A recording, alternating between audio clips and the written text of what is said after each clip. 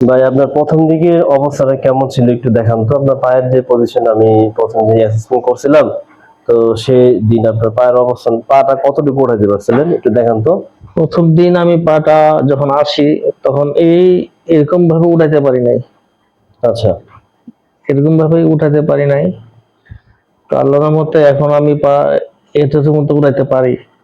আচ্ছা, আপনার আপনার আমি যখন উপজেলায় আপনাকে অ্যাসেসমেন্ট করছিলাম তখন আপনি বলছিলেন যে ডান পা, পরে যখন হ্যাঁ আমি অ্যাসেসমেন্ট করি যে আপনার বাম পায়ে কোনো সমস্যা নাই বলছিলেন, হ্যাঁ তখন আপনার বাম পা যখন চেক বাম্পার করতেছি বেশি তখন প্রবলেম ছিল। আরো বেশি প্রবলেম ছিল। তখন বাম পা এরকম উঠাতে পারি নাই। তো পারেন বাম নাই, পা এখন আমি পুরা উঠাইতে পারি। পুরা উঠাইতে পারতেছেন। আচ্ছা, এই পাটা এ- উঠায় দেখেন একটু। এটা উঠাইতে পারি, এখন এটাও উঠাইতে পারি।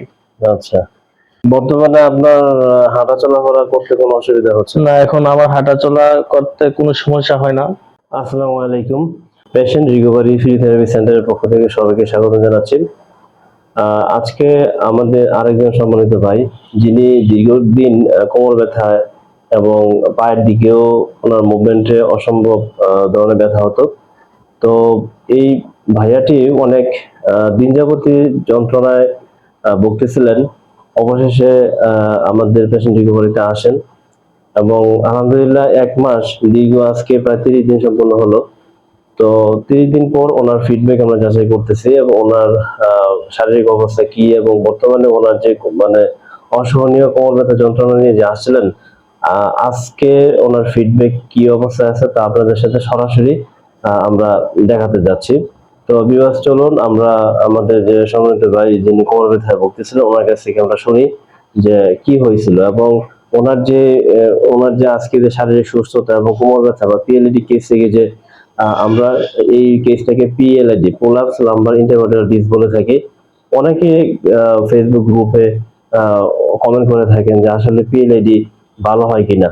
আমি ফেসবুকে যতগুলো গ্রুপে আমি দেখতেছি একই ধরনের কমেন্ট আমরা পাচ্ছি বা দেখতেছি, যে সেখানে একই প্রশ্ন বারবার করা হচ্ছে, কনফিউশনে আছেন বা আত্মবিশ্বাস পাচ্ছেন না যে আসলে এই কোমর ব্যথা কিংবা যে পিএলআইডি তে যে আমরা ম্যাক্সিমাম মানুষ ভুগে থাকি, তো এই পিএলআইডি আসলে কি ভালো হয় কিনা, এটা ভালো হয় কিভাবে, ভালো হয় সার্জারি ব্যতীত আসলে এটার কোনো মুক্তির রাস্তা আছে কিনা, এই বিষয়গুলো আশা করি ভাইয়ের কাছ থেকে আপনারা জানতে পারবেন। আমরা ভিউয়ার্স কথা না বাড়িয়ে সরাসরি চলে যাই। ভাইয়াকে আমরা অনুরোধ করতেছি যে ভাই আপনার পরিচয় দিয়ে কাইন্ডলি একটু আমাদের দর্শকদের উদ্দেশ্যে বলুন আপনার বর্তমান অবস্থা কি। আচ্ছা, আমি মোহাম্মদ খলিলুর রহমান। তো আমি দীর্ঘ 10 বছর ধরে আমি এই রোগটা ভুগতেছি। তো লাস্ট 2 মাস 1.5 মাস আগে আমার ব্যথা প্রচন্ড ভাবে শুরু হয়। তো আমি পপুলার হসপিটালে 2জন ডাক্তার দেখাই। তারা দুজনই আমাকে অপারেশনের জন্য বলল। তারপর আমি আবার ধানমন্ডি পপুলারে যাই, তখনও উনিও আমাকে অপারেশনের কথা সাজেস্ট করলো। তারপরে ইম্পিরিয়ালেও দেখাই একজন, উনিও একজন সার্জারি সাজেশন করলো। তো সবাই আমাকে অপারেশনের জন্য তাগিদ দিল যে এটা দ্রুত অপারেশন করতে হবে। তো আমি অনেক আগে থেকে জানতাম ডাক্তার কাসর আলম ভাইকে। তো আমি ওখানে এসে পরামর্শ নিলাম। নেওয়ার পর উনি বললো ঠিক আছে, এটা ভালো হবে, ওনার ট্রিটমেন্টের মধ্যে ভালো হবে। আমি আমার রিপোর্ট দেখাই, সিটি স্ক্যান করাইছি, এমআরআই করাইছি, এগুলো রিপোর্ট দেখাই। দেখানোর পরে উনি বললো যে আলহামদুলিল্লাহ এটা আমাদের এখানে ট্রিটমেন্টের মাধ্যমে এটা ভালো হবে। তো আমিও নির্দ্বিধায় আমি চিকিৎসা শুরু করলাম। চিকিৎসা শুরু করে 1 সপ্তাহ পরই আমি আলহামদুলিল্লাহ আমি সুস্থতা বোধ শুরু করি। তো আলহামদুলিল্লাহ আছে 30টা দিন দেওয়ার পরে আমি অনেকটাই সুস্থ। আমি ডান পা উঠাতে পারতাম না, বাম পা উঠাতে পারতাম না, কোমর সোজা হয়ে দাঁড়াতে পারতাম না। হ্যাঁ, তো আমি এখন অফিস করতেছি আলহামদুলিল্লাহ কন্টিনিউ, কোনো সমস্যা হচ্ছে না।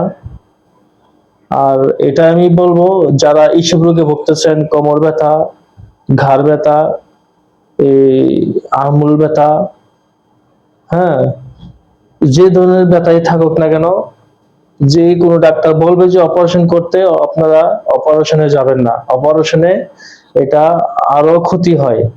এটা আমাকে আরো অনেকেই সাজেশন করছে। যেখানে আমি ডাক্তারের কাছে গেছি, যারা অপারেশন করাইছে তারাও ভুক্তভোগী, তারাও কেউ আমাকে সাজেশন করছে যে আপনি এটা অপারেশনে যাবেন না, আপনি দেখেন অন্য কোনো উপায়ে এটা ভালো করতে পারেন কিনা। আমি অপারেশন করছি, আমি এটা ভুগতেছি। তারপর পরই আমি ডাক্তার কাসর আলমের ভাইয়ের কাছে চলে আসি। উনি আমাকে আজকে এই পর্যন্ত নিয়ে আসছে, আমি তার প্রতি কৃতজ্ঞ। আমি আজকে সুস্থ আল্লাহর অশেষ রহমতে। ভিউয়ার্স, আমি পরিশেষে একটি কথা বলতে চাই যে রোগ বা আমাদের শারীরিক অসুস্থতা যেহেতু আল্লাহর পক্ষ থেকে আসে, বা এই শারীরিক সুস্থতাও কিন্তু আল্লাহর পক্ষ থেকেই অবশ্যই আসবে, এবং এই সুস্থতা কিন্তু আল্লাহ তাআলা নিজ হাতেই দান করবেন। উসিলা মাফিক আমরা যারা চিকিৎসক আছি বা স্পেশালিস্ট আছি, আমরা রোগীদের উদ্দেশ্যে আমরা আমাদের সেবা প্রদান করে আহ আমরা চিকিৎসা প্রদান করে যাব। আর চিকিৎসা যদি সঠিক হয়, একজন চিকিৎসক যদি রোগীর সমস্যা যদি সময় দিয়ে অ্যাসেসমেন্ট করে ট্র্যাকিং করতে পারি বা নির্ধারণ করতে পারি, এবং সেই অনুযায়ী চিকিৎসা পরিকল্পনা প্রণয়ন করা যায়, তাহলে এবং একটু পেশেন্ট যদি ধৈর্য ধারণ করে, সেইভাবে আমরা চিকিৎসকের নিকট থেকে যদি একটা আত্মবিশ্বাস আসে, তাহলে ওই উক্ত রোগী কিন্তু সুস্থ হয়ে যায় সময়ের ভিতরেই। এখানে কোমর ব্যথার ক্ষেত্রে আমরা ভাইয়ের ক্ষেত্রে একটা যে কাজটি করেছি, যে আমরা ওনাকে 6 উইকস এর একটা প্ল্যান দিয়েছিলাম। তার মধ্যে আমরা বলে দিয়েছি যে আপনাকে আমরা ফার্স্ট টাইম দেখবো যে 3 থেকে 4 সপ্তাহের মধ্যে পেইনের পজিশনটা কোথায় মানে কতটা কমে যায়। যদি এটা মিজারেবল অনেক বেশি কমে যায়, তাহলে আমরা সেই পর্যায় থেকে আমরা আপনাকে ফলো আপে যাব। অর্থাৎ ফলো আপ এখানে আমরা দিতেছি কেন, অনেক ক্ষেত্রে ফ্রি থেরাপি চিকিৎসা দিয়ে পেইন যখন আমরা কারেকশন করানো হয়, আমাদের শরীরের বা মেরুদণ্ডের মধ্যে যে মেকানিজম থাকে, সেই মেকানিজমটা কারেকশন করার ফলেই কিন্তু পেইন কমে যায়। এখন কথা হচ্ছে যে পেইন কমে গেল, কিন্তু এটা কিন্তু আমাদের দীর্ঘস্থায়ী যে জীবন চলার পথে বা লাইফস্টাইল মধ্যে এটাকে একটা দীর্ঘমেয়াদী রূপে এটাকে মেনটেন করে চলতে হবে। এখন এটা আমরা কিভাবে করব, এই জন্য আমরা ব্যাকে একটা পরামর্শ দিয়েছি যে আপনি ফলো আপ করবেন। ফলো আপের এই ফলো আপটা হবে গ্যাপ দিয়ে দিয়ে, যেটাকে আমরা রিহ্যাবিলিটেশন প্রসেস বলে থাকি।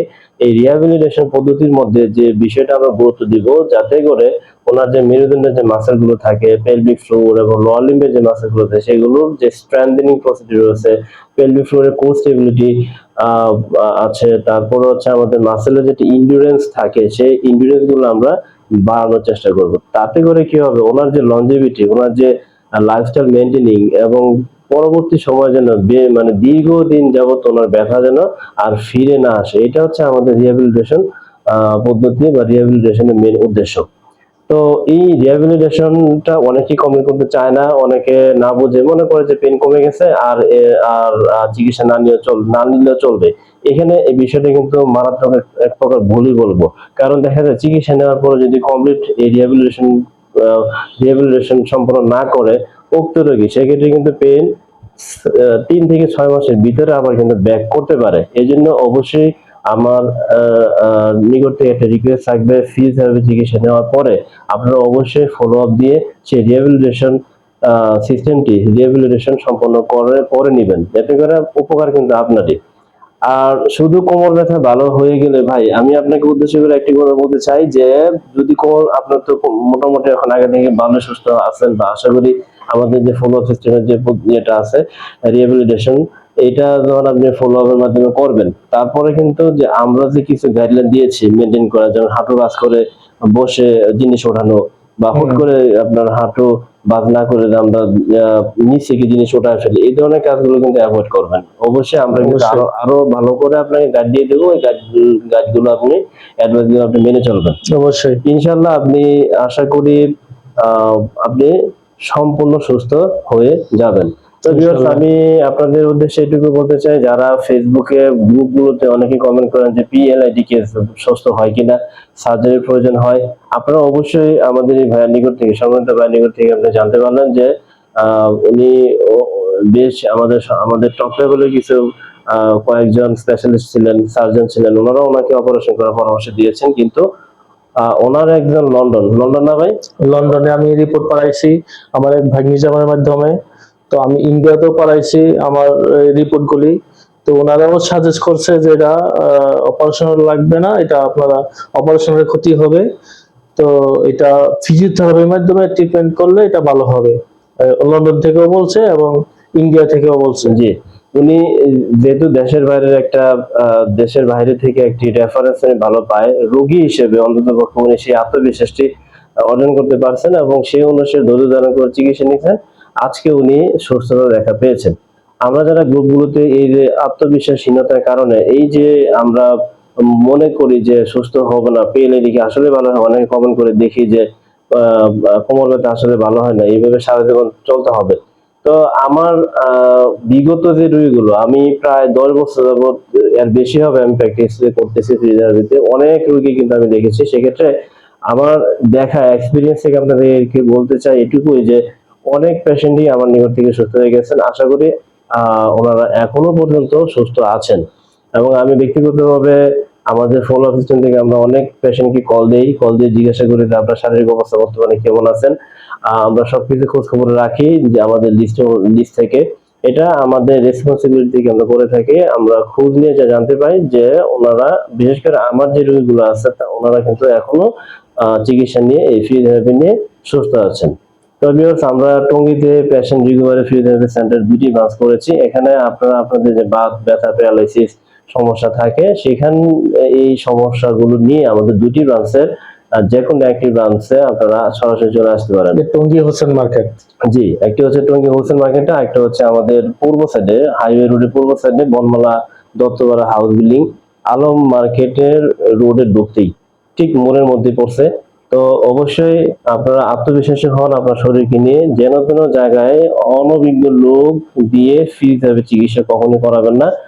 আপনি অবশ্যই ফিজিওথেরাপি চিকিৎসা নেওয়ার আগে মনে রাখবেন, নেওয়ার আগে অবশ্যই একজন ফিজিওথেরাপি স্পেশালিস্ট দেখিয়ে দেন ফিজিওথেরাপি চিকিৎসকের নিকট থেকে একটা প্রেসক্রিপশন অবশ্যই করাবেন, করিয়ে দেন আপনার ফিজিওথেরাপি চিকিৎসা শুরু করবেন।